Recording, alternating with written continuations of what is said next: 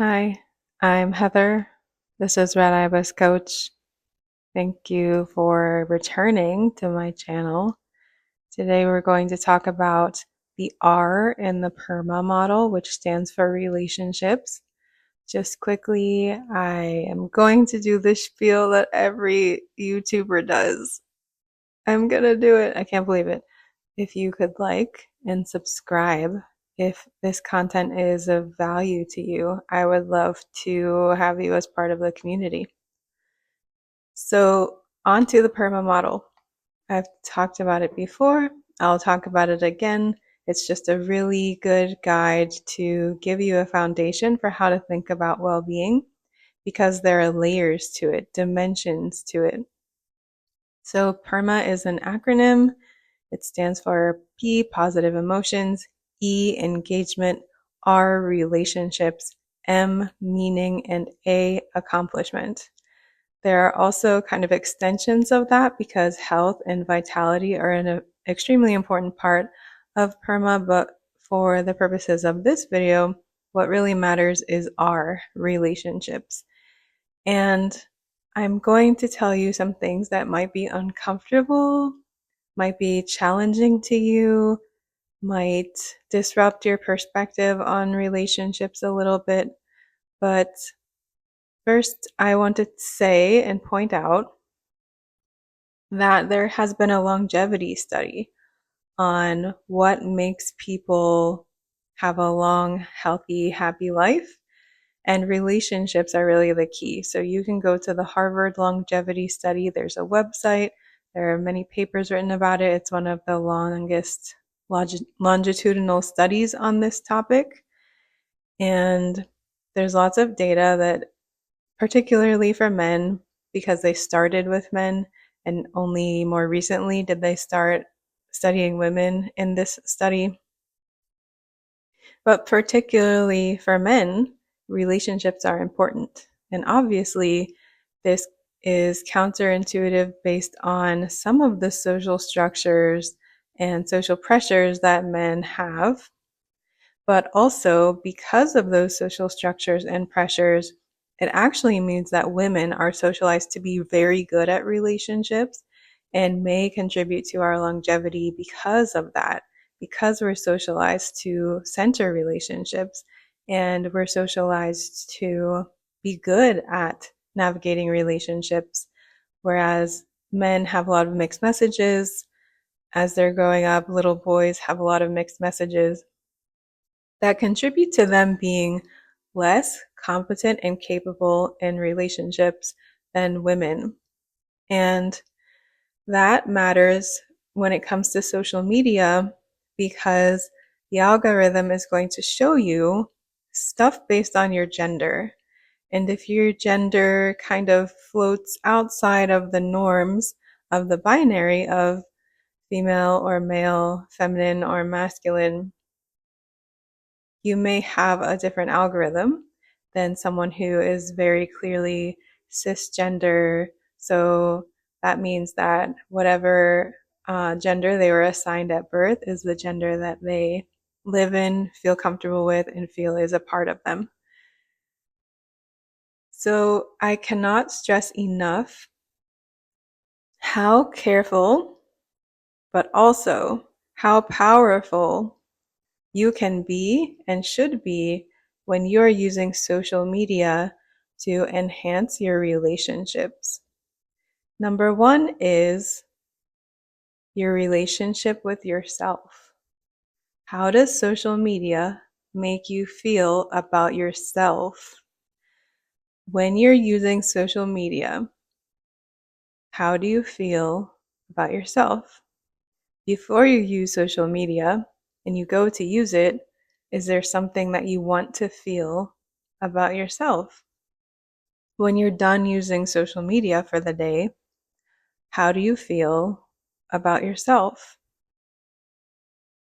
If you find that social media makes you feel bad about yourself, it's damaging your relationship with yourself, and there are changes that you can make.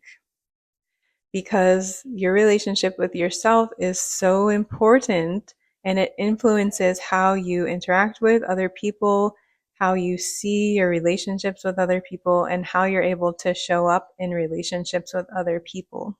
So if you are not pouring into yourself in a positive way, that will show up in your relationships. And it's there's an accountability piece here, something that isn't talked about in the PERMA model, but is still extremely important. And I think that it is worth paying attention to. And that is the idea of personal responsibility. The information that you are taking in, you're responsible for it. Sure, it comes from external places and the algorithm just shows you what it shows you, but you also are in control of the content you're consuming. You can always choose to not look at, listen to, or engage with content that goes against your values, that damages the way you see the world, that damages your relationship with yourself, that decreases your well-being. You have agency in this, and you should take it really seriously, because we spend and are spending more and more time online, more and more time on social media. We can't take this lightly.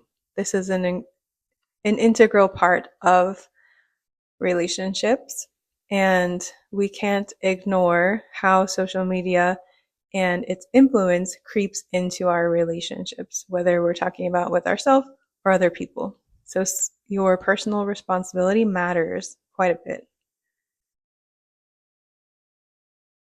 So again, back to how social media makes you feel about yourself and how this can influence your relationships. If you are constantly in a state of depletion because what you're consuming is making you feel bad about yourself, you're going to be needier. A lot of times people, for whatever reason, it's really a misogynistic thing. People think that women are needier, but that's because they're asking for what they need. Asking for what you need is not needy. Just sit with that. Asking for what you need is a good thing. Making a demand of somebody is not asking for what you need. That's different. And also, asking for what you need and someone receiving it as a demand is different. That's something going on with them. You're still allowed to ask for what you need. You're also allowed to ask for what you want. But when you're in a state of depletion and you're needy, that means you're encroaching upon beyond what someone would be comfortable giving you and asking for more and more and more because you're not filling up your own cup. This is a problem in relationships because each relationship only has so many things that it can give you. No single person can give you everything that you need for your social requirements. So you have to have more than one friend. You have to seek beyond just a partner if you have a partner. You can't just call your mom every time something goes wrong. Like, you need to diversify your relationships and the types of people that you form relationships with so that you have a good foundation of lots of different people with lots of different strengths who can fill your cup in different ways, and you can do the same for them. So it is important not to deplete yourself, as I said, because of the fact that you will then be needy. But you also just show up in a less, like, as your least best self, not a good version of yourself, because you are depleting yourself through social media. Instead of social media pouring into you and giving you something, either the amount of time you're using it, or the content that you're consuming, or even if you are having transactional relationships, like if you're using something like OnlyFans, you are not treating relationships with the respect that they deserve based on how important they are to your longevity throughout your lifetime.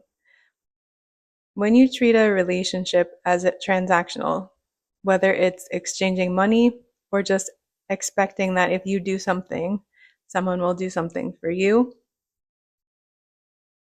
you're treating a relationship as like a vending machine.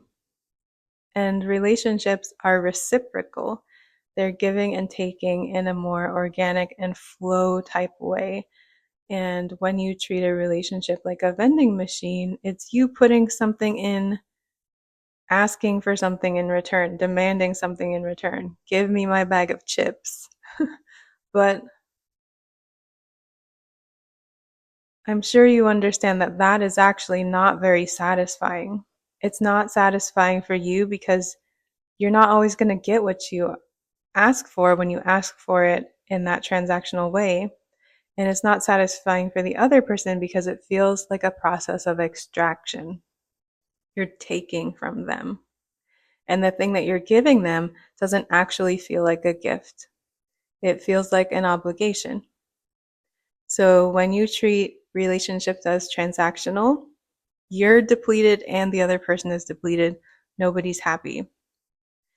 And there's a lot of content on social media, for example, in the manosphere, and even in some of the dating advice space for women. And I mean, anybody really, but let's be clear. Another important thing to note is that women have been paying attention to relationship advice since they were young. Most men, most boys, do not spend any time on relationship advice or thinking about how they can make their relationships better and seeking content or resources for that. That's another reason why women are better at relationships. So think about that. But anyway, if you're talking about the manosphere, for example, this is also a very transactional place. They are not telling you that you're going to get a super fulfilling relationship in terms of all of the dimensions of who you are as a human being. You will not be able to show the depths of who you are, or even be your true, genuine self when you have a transactional mindset of relationships.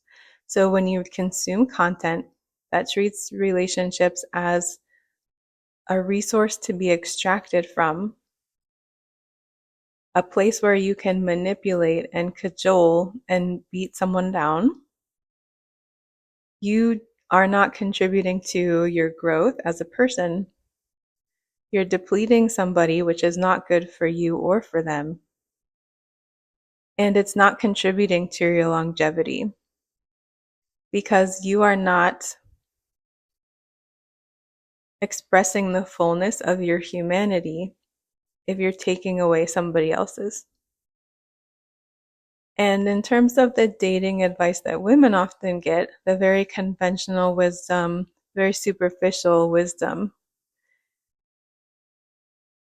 it's also going to be less satisfactory and result in lower quality relationships because you're looking to check a bunch of boxes based on how you can perform for somebody's approval. Somebody's approval is not the same as getting somebody's love. Somebody who loves you will approve of everything that you do unless it's harming you or harming them. Because love comes up from a place of accepting you exactly as you are.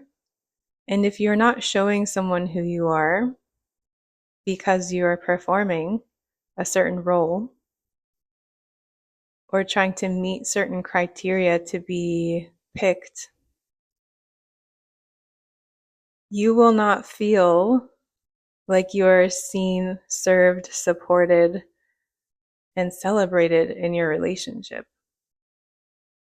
So this content that you're consuming may not feel good and may not have good results.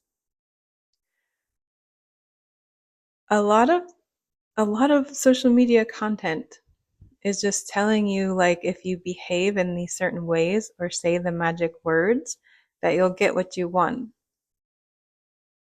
And that might be true in the short term, but that's not how you build a long-term, deeply fulfilling relationship. The number one requirement is to show up as your truest self. Because if nobody sees your truest self, then you're still lonely. Because people aren't actually talking to you. They're talking to some kind of image you've curated. And most people prefer authenticity. There's a lot of people who feel stuck in a super shallow, superficial, materialistic mindset. Oh my God, am I recording? Yes, I am. Okay. I was like, wow, I felt like I was cooking, and then I looked at my screen and I didn't know if I was actually recording, and I was like, I won't even remember what I've been saying. A lot of people feel stuck in like a superficial, materialistic mindset, and they feel like they have to kind of just appeal to other people who are doing that. And that's one way of forming relationships. You can say you have a lot of friends. You can say you have a partner, even if that's what you want. But do you feel like that's a person you can call in the middle of the night? Is that person going to celebrate your success, or are they going to be envious of you? Will they be happy for you if you get a partner, or will they feel some type of way because you're changing? These are things to think about when you go for like the low hanging fruit in terms of how can I use the advice that I'm getting from social media to instantly get something. You'll instantly get something, but will it be of the quality that you need and deserve? Maybe not. So, those are some things to think about when it comes to your use of social media. So, again, if social media is making you feel bad, that's a sign that something needs to change. Often it means that you have to start ruthlessly going through your subscriptions, your follows, and just getting rid of things, unsubscribing, deleting, unfollowing, whatever, blocking even. If you're constantly body checking, you got to get rid of that person because that is not a healthy way to have a relationship with your body. If you're constantly hate watching stuff, I hear that's a thing. You are not, first of all, going back to positive emotions, which we did a couple of days ago. You're not cultivating positive emotions, you're cultivating negative emotions. Negative emotions have their purpose and place, and they're not negative as in you shouldn't have them. But if you're constantly on a treadmill of filling your nervous system, flooding your nervous system with negative emotions that you choose to pursue, that's bad for you. That's like rising cortisol.